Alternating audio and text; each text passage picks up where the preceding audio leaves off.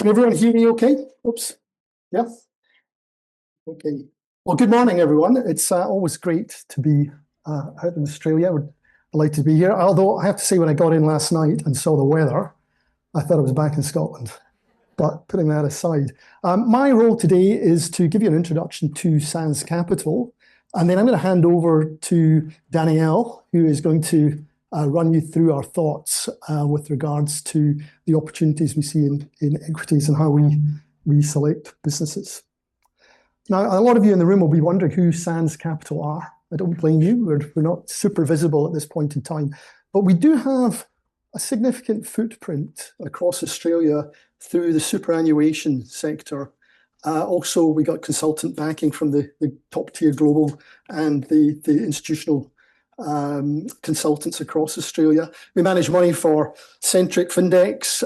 We're on the platform for Macquarie, etc. But what I can do is give you a bit of a glimpse at who we are. And in essence, Sands Capital are an active long-term investor in leading innovative growth businesses globally. That's what we do. So we run concentrated, high conviction portfolios, and we are trying to combine analytical rigor and inspired thinking to identify businesses that can compound at very high rates for a long time into the future. And in essence, they will be innovative. They'll be adding value. We have a set of criteria that is tried and tested that helps us to find businesses with the preconditions. They'll generally be dominant leaders in attractive business spaces. They will have defensible competitive moats, etc. But a couple of other things that make us a bit different. We are 100% employee owned. There's about 200 people at Sands. There's about 90 of us have an equity stake in the business. So we are extremely aligned with our underlying clients. But we're also very aligned with our internally, because collegiate, there's a tremendous flow of information and constructive challenge within the organization. And if you look at this slide here, you can see that we manage a large bulk of our assets are in public equities. So just to paint the picture more broadly, we have a singular focus on growth equities. That's all we do. We don't do infrastructure. We don't do private credit. We don't do fixed income. We're equities and growth equities. And we've been around for over 3 decades. The right-hand side of that chart gives you a feel for a kind of fairly tight list of strategies. US large cap, some global strategies. We have global emerging markets, and we have a technology specialist strategy. But about 15 years ago, we realized if you want to be a leading investor in growth, you better know what's coming down the pipe. And as a result, we've been investing in unlisted businesses that are disrupting business landscapes and are creating the future. And our global innovation strategy, for instance, is in transformational businesses that could be tomorrow's iconic public equities. We also run life sciences, which would be diagnostics, therapeutics, medical tools. And then if you go further along the curve, in terms of more nascent businesses, we have ventures in AI, machine learning, digital life, etc. Point being, it's an integrated research platform. And I think that makes us a little bit different. They're separate strategies, but there is this tremendous two-way flow of knowledge that helps inform the analysis that we do in public equities. And I think that can help bring to life some of the things that Danielle will be talking about. And on that note, I'm going to hand over to Danielle. She's been in the investment management business for over 20 years. She's been with Sands Capital for 14 years. She started as a research analyst and now one of our senior portfolio managers. And with that, Danielle, I'm going to hand over to you. And hopefully you can all see her. Yeah. And hopefully you can all hear me. So good morning. Thank you for having me. I was asked to comment on the recent volatility of the markets, yet I struggle to recall the last time I didn't use the term volatile to describe the markets. I think maybe it was in 2019 before COVID, pandemic, and the subsequent supply chain shocks, maybe. Pretty much since then, global equity markets have experienced sharp, episodic spikes in volatility, While the broader primary uptrends remain intact, the velocity and magnitude of pullbacks and style and sector rotations have been severe. This is more than just standard market noise. It's the result of a structural rewiring of how markets process risk, information, and capital flows. To illustrate the severity of these swings, we need only look at the events of April 2nd, 2025, when an unexpected US tariff announcement triggered a massive 10.5% plunge in the S&P 500 over just 2 days, erasing almost $7 trillion in market value. Yet the market quickly reversed, surging about 10% just a week later when a pause on the tariffs was announced. So why has it felt so aggressive? I think a few things. Because premium multiples leave no margin for error. Today, the S&P 500 forward PE is over 21 times, which is a 13% premium to its 10-year average. Even excluding the US, the EFI trades close to 20 times, which is roughly a 30% premium to its history. Also, we've had significant macro and geopolitical uncertainty around rates, inflation, trade, conflict, and I'll even go as far as to say war, which has kept discount rates unstable. Then we have more information now reaching more participants instantly via social media, retail flows, record options, and 0 days to expiration activity. Importantly, we are starting to see AI-driven trading and analytics, which helps explain why sentiment gets repriced so quickly. And then, of course, hyper concentration. Just this month, the top 7 stocks in the S&P comprised 40% of its market cap. 40% is an unprecedented level, far surpassing the 18% peak of the top 5 during the dot-com era and 37% peak seen in 1932. This creates index fragility, where idiosyncratic moves in mega caps dictate entire market direction, especially with the rising amounts of passive funds following suit. So do I think volatility is going to come under control anytime soon? No. This may just be the new norm, but there is some good news. Despite that stocks may experience short-term volatility, over the long term, we've observed that 1, earnings growth is the dominant driver of a stock's return. We have seen that if a company consistently grows its earnings above average rates and in line or better than market expectations, eventually investors will take notice and the stock will appreciate. 2, a small number of businesses create a disproportionate amount of the wealth. From 1926 to 2016, just 4% of the companies in the S&P were responsible for the entirety of value creation. And if we look more recently, from 2016 to 2019, just 5 companies accounted for almost a quarter of the net wealth creation. And 3, valuation shifts create volatility in the near term, but over time, they have limited impact on long-term returns, with valuation re and D ratings canceling each other out. So what am I saying? Markets will remain volatile, but doing good bottom-up research where we can focus on growth potential, sustainability of competitive advantage, and market leadership in attractive business spaces should yield a small number of businesses that can be owned in a concentrated way over long time horizons. And the value from that earnings growth should be realized over time, despite the volatility. As growth investors, we invest in businesses exposed to many different earnings drivers and secular trends. However, more and more of these areas today overlap with the AI theme and well-known AI names. We often get asked if AI stocks have already run their course of value creation, or if we are in an AI bubble. We give a resounding no, and believe we are still in the early days of AI value creation, both for companies selling AI and customers using it. Look, obviously some of the stocks are up a lot. NVIDIA is up over 1,200% over the past 5 years. Others, like ASML and TSMC, are only a bit better than doubles. Interestingly, ASML and TSMC are not that far off from their historical forward multiple valuations, and NVIDIA is actually below it. So we do not believe we're in a bubble. We know there's a lot of demand locked in for compute. If we just look at hyperscaler annual capex, we saw a doubling in demand between 2024 and 2025, the time from when we went from the launch of ChatGPT to the release of DeepSeek and then Gemini, Claude, and agentic AI. This year, demand conservatively is forecast to grow at about 60% to 650 billion. But we've recently heard some forecasts for this year hitting 800 or 850 billion and then over 1.2 trillion by 2028. Those dollar amounts are important because they've yielded some real advancements in LLMs.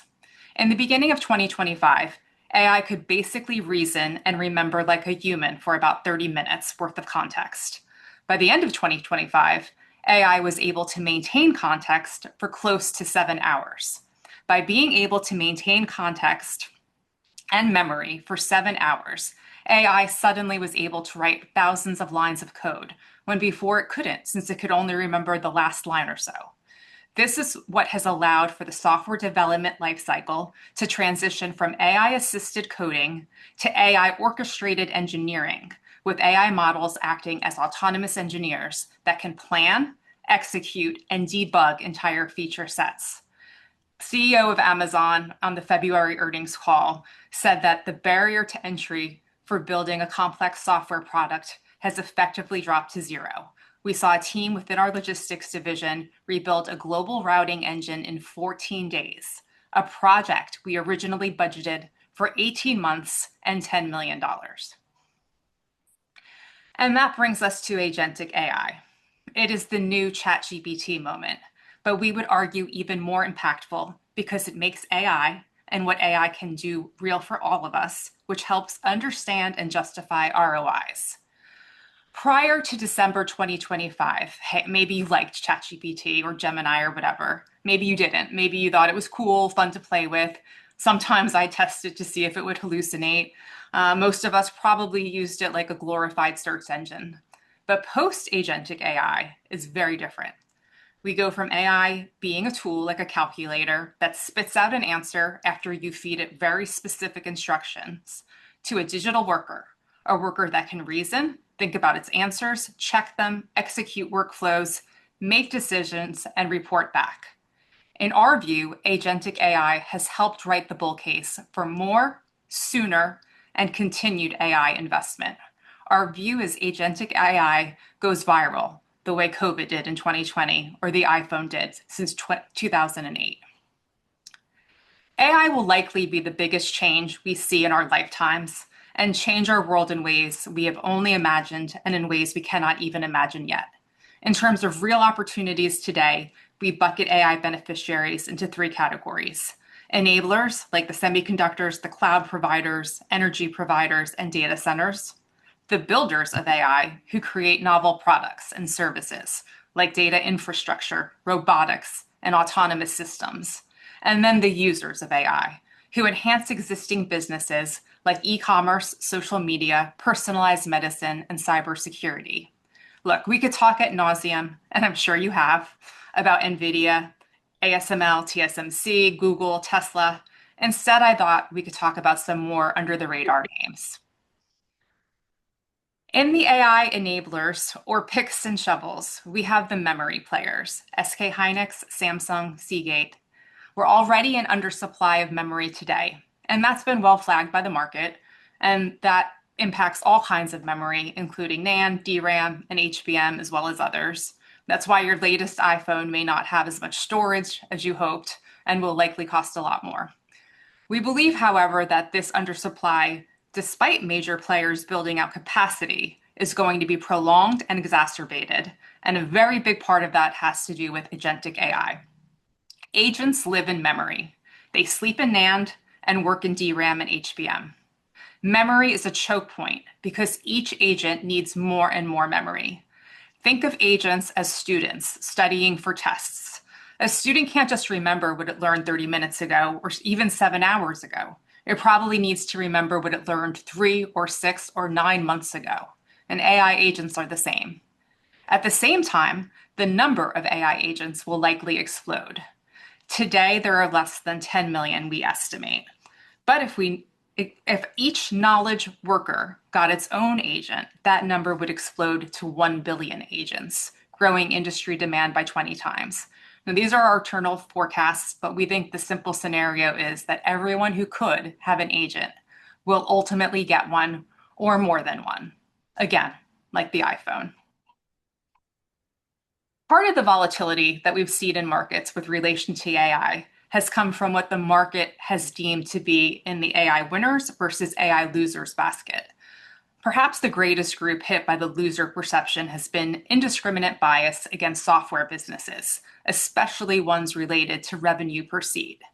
And for the most part, we would agree, at least for the next few years, and that can prove painful as we digest earnings misses.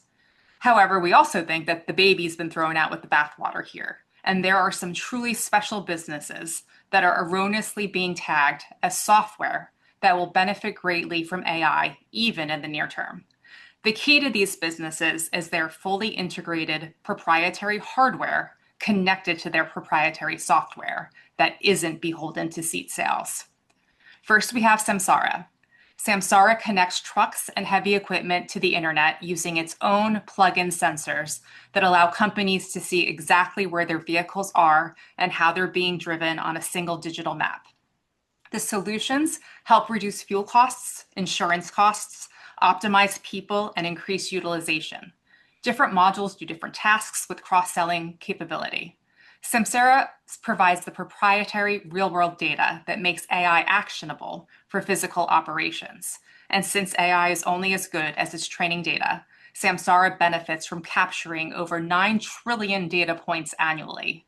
ROIs are real for customers, with 10 to 30% savings in crash costs, insurance premiums, and driver productivity.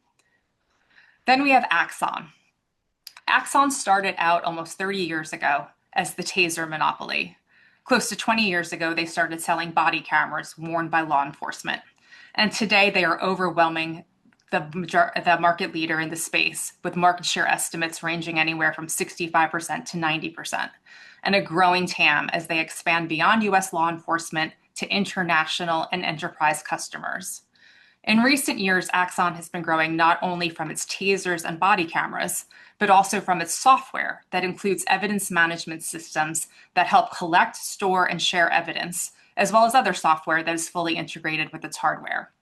With this data, Axon was able to launch meaningful AI solutions 2 years ago, which has driven top line and margin expansion for the business and continues to win new and higher value customers. Axon is one of the most real and early commercial cases of AI monetization I've come across. Its AI-enabled software has the capability for meaningful ROIs. I'll simplify this some here, but it does this through automating police reports. Today in the US, a typical police officer will sit behind a desk writing up a police incident and evidence report for 40% of the day. So about 3 to 4 hours. That's time they're spending not doing their actual job of interacting with the community, making it safer, solving crimes, putting criminals behind bars. Axon's software has been shown to reduce that amount of time for record writing by 60 to 80%. And as AI gets better and better, we'd expect that number to go even higher. That means that police departments can do more with fewer police officers, and their budgets could be 30 to 40% lower without sacrificing any existing jobs. That's meaningful ROI. So obviously, we're still in the early days of AI, but we believe we are past the point of no return. Companies have seen what AI can do for them in terms of efficiencies and improvements individuals are beginning to see. We didn't talk about governments. Well, I'm sure there'll be plenty of regulatory decisions to consider related to AI. I also feel confident that no government wants to be disadvantaged in this race. It's real. It's real in the US, in China, and likely many other countries. With the stakes as high as they are currently in military and defense, anti-fraud and financial crime, and cyber threats, we believe that the government is very interested in promoting AI technologies. And to that, the great advances that could come about in medicine and disease, robotics, and autonomous digital workforce. And we could be on the cusp of some very big improvements in our worlds, supported across the governments. We'll have to wait to see what gets done with AI for now, but we feel very confident in the growth trajectory of the space. Thank you. Thank you, Danielle. I have got some questions I scribbled down earlier this morning, which I can fire over to you, but I'd also welcome questions from the audience, which I'm sure will be much more interesting than mine. Well, the first one, Danielle, one of the differentiators we mentioned about Sands Capital is the integration of public and private. If you could maybe, from your vantage point, bring to life, you know, how we develop this in our research thinking, our discovery process, and how does that identify the kind of opportunities that we look for in our public equity strategies? That knowledge. Yeah. We definitely see advantages to having an integrated public and private research team. I mean, I would say the main one is the work that our private team does, especially in early stage businesses. It helps highlight how the world might be changing, what the next secular trends may be, what areas of growth today could be disrupted by future technologies. So, future technologies that may affect the businesses that we own currently. It helps us think about the future risks for today's public investments. Additionally, private companies also often provide more granular data than the public ones. So there's a benefit. We're getting an additional information source and sharing that research when there's not an NDR involved, obviously. And in return, the public team helps the private evaluate competitive landscape and how regulations have played out thus far. We also invest in late stage private. So our public team provides insights into market sentiment, real-time pricing, valuations. As companies are staying private much longer than they did in the past, getting to know these companies and their management teams more intimately before they go public, I think is really important. The median 2014 to 2019 IPO generated 80% of its market cap or more after listing, whereas the more recent IPO cohorts are only capturing about half that value while still private. So making it much more important to get those IPOs right because there's less value accrued after the listing.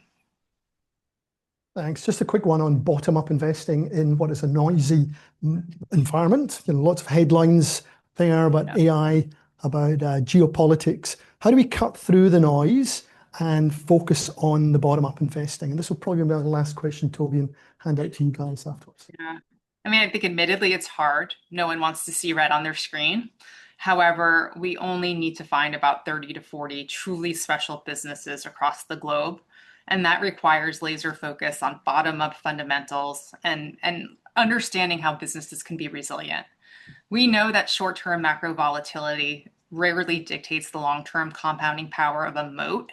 So by prioritizing resilient business models, those with high pricing power, recurring revenue, strong balance sheets, we're ensuring our holdings can outlast these short-term, hopefully, economic cycles, regardless of what's going on with interest rates or inflation swings or geopolitical risks.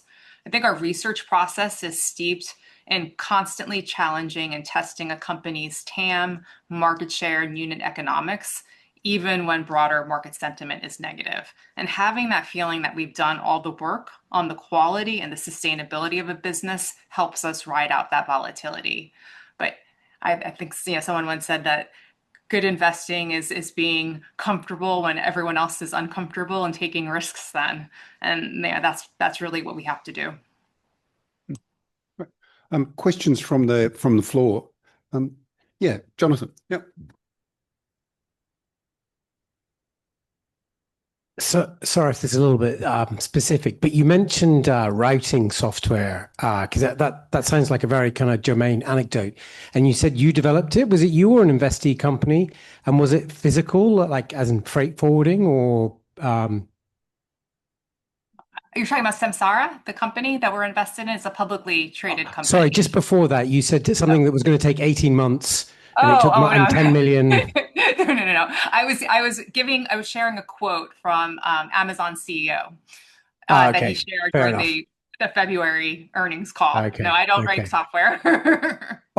So, I mean, maybe amongst your investee companies, have you got any kind of examples of that? And obviously, there's this debate in the market at the moment about, how much friction there is. Like the crappier the software, sometimes the more it is difficult to displace. So there's an active debate about the so-called Sascopolis. So I can't even say it, but yeah. Have you got any anecdotes about that would talk to how quickly you think these things can actually happen? Because obviously you've got people with incumbent advantages and you've got this other competitive threat. Yeah, I mean, we've heard at least 3 of our CEOs for some very large businesses in e-commerce talk about how since December 2025, the amount of time that it takes to do coding and to do these sorts of projects has been diminished from something that would take years, a year or two, to something that takes somewhere between a couple of weeks and 2 months. So we've definitely got anecdotal evidence from CEOs of these large businesses saying that they're seeing it in real time. And that really is just related to the agentic AI and the ability for that AI is no longer just a tool that coders are using, but it's actually capable of going out and doing the coding and checking the coding and then coming back with output. Just to circle back on your question, we did have it internally have a technical team that were able to replicate a software as a service business that has a well-known company that I'm sure all of you will know. Sorry, I keep turning my back to you.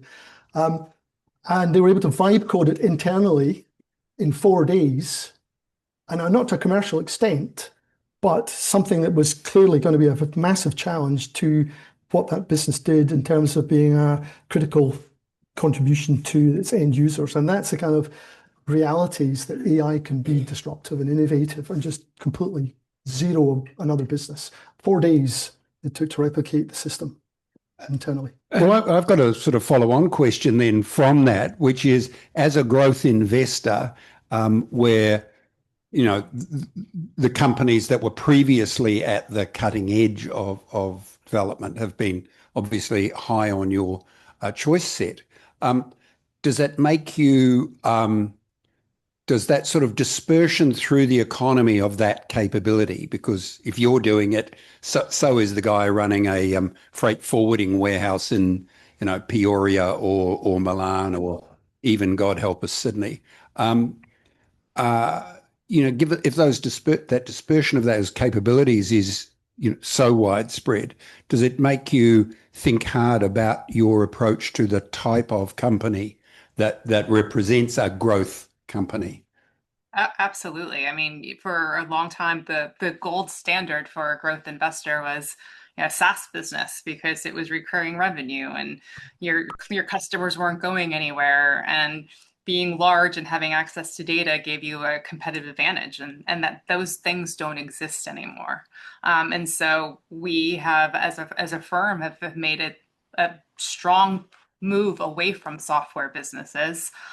We happen to think that there will be some that survive, but we think that until those businesses show meaningful and surprising upside in terms of AI revenue, that they're just going to be handicapped by the market and we'll need to stay away from them. And so to us, one of the big areas of concern is software businesses. Now, the one thing that I would say that maybe negates that risk a bit is when the company is not selling on a seat basis and is not just selling software, but it has a proprietary hardware that works with its software. And then it has access to specific data that others can't use, and that hardware makes it more entrenched, more sticky with customers.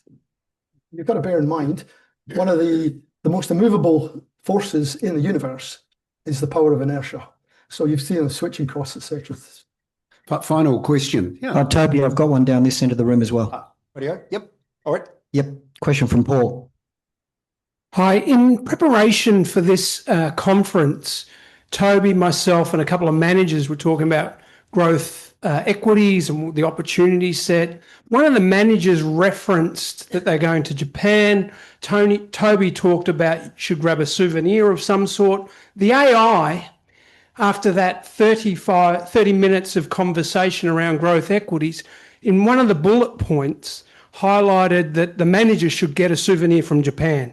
And so the weakness I see in AI is it's the intelligence of perhaps a 12 or 14-year-old that may not get the emphasis where it needs to. To me, that has potential huge ramifications when we're talking AI agents and so forth. How do you see AI agents handling those issues of the current technology of AI?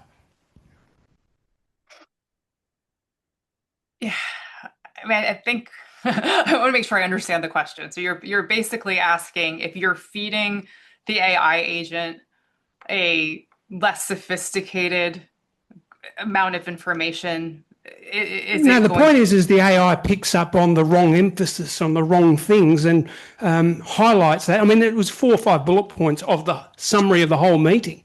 So it, Oh, I see. you know, Okay.